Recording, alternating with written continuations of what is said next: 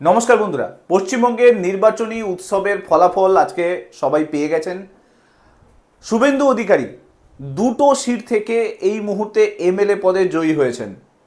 প্রথমটা নন্দীগ্রাম, যেটা মেজবোন ছিল, আর এখন জাস্ট নিউজ আসছে যে ভবানীপুর, মানে যেটা বড় বোন, সেখান থেকেও কিন্তু তিনি জয়ী হয়েছেন। এখন আপনারা ভাবছেন যে মেজবোন বড় বোন কেন বলছি।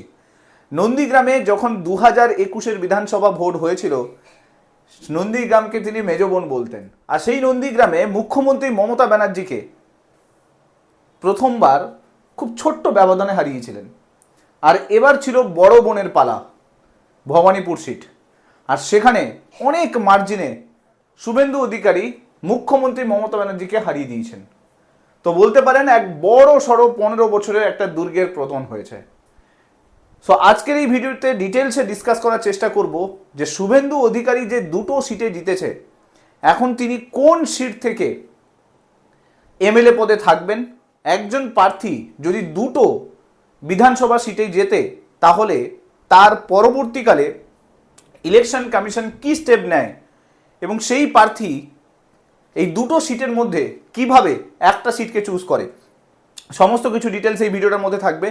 ভিডিওটা ভালো লাগলে লাইক করে দেবেন, চ্যানেলটাতে নতুন হয়ে থাকলে সাবস্ক্রাইব করে নেবেন এবং মাস্ট এই ভিডিওগুলোকে শেয়ার করতে ভুলবেন না।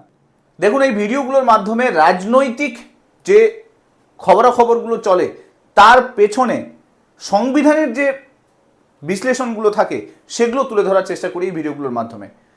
সো আশা করছি ভিডিওগুলো আপনাদের খুব ভালো লাগছে। তো চলুন দেখা যাক। নিউজ আসছে, ঘরের মেয়ে ঘরেই হারলো, মেজবোন নন্দীগ্রামের পরে বড় বোন ভবানীপুরেও হার শুভেন্দুর কাছেই। এবার কিন্তু বড় ব্যবধান।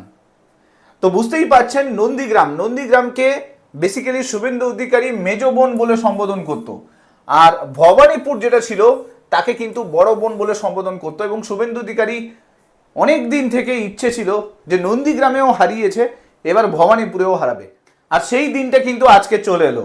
শুভেন্দু অধিকারী নন্দীগ্রামে আপনারা যদি দেখেন খুব কম ব্যবধানে মমতা ব্যানার্জিকে হারিয়েছিল, 1956 ভোটে মমতা ব্যানার্জিকে হারিয়েছিল।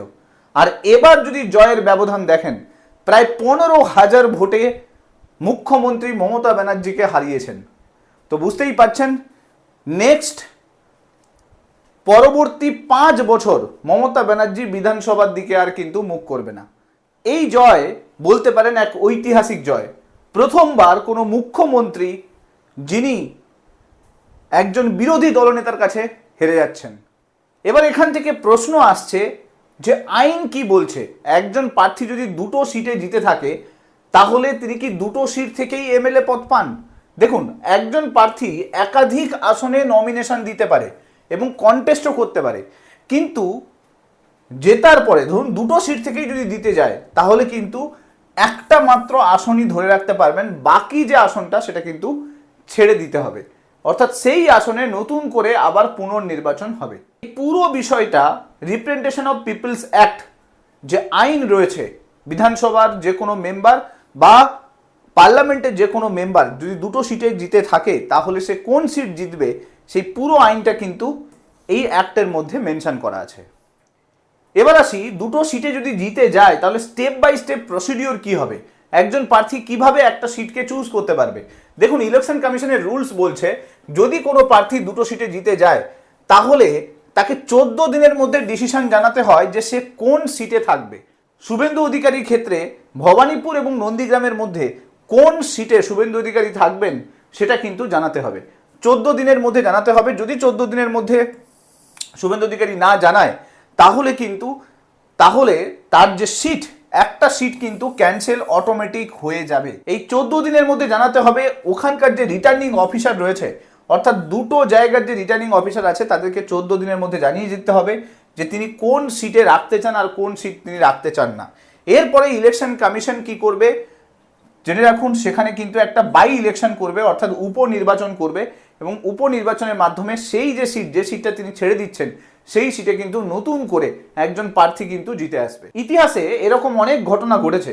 বিশেষ করে আপনি যদি নরেন্দ্র মোদীকে দেখেন, অ্যাজ লাইক শুভেন্দু অধিকারীর মতোই কিন্তু ঘটনা ঘটেছিল 2014 লোকসভা যে ভোট হয়েছিল, সেখানে দুটো সিট থেকে জিতেছিলেন, বারাণসী এবং বদোদরা।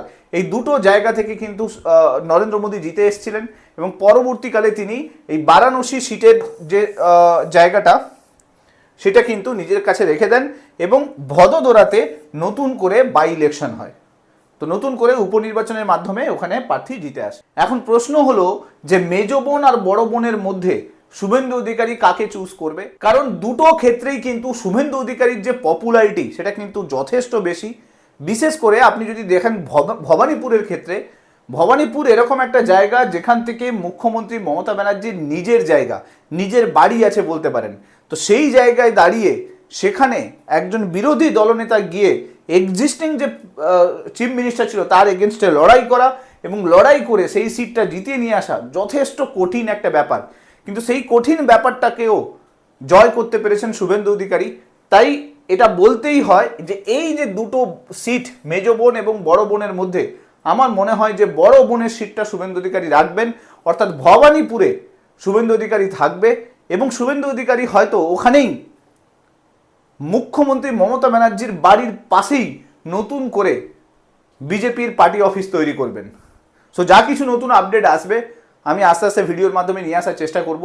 ভিডিওগুলো ভালো লাগলে মাস্ট লাইক করে দেবেন, চ্যানেলটাতে নতুন হয়ে থাকলে সাবস্ক্রাইব করে দেবেন এবং মাস্ট এরকম প্রত্যেকটা খবরের সঙ্গে রাজনীতির যে বিশ্লেষণগুলো জানার জন্য এই চ্যানেলটার সঙ্গে জুড়ে থাকতে ভুলবেন না। Thank you so much. Next ভিডিওতে আপনার সঙ্গে আবার দেখা হচ্ছে। Till then, bye by.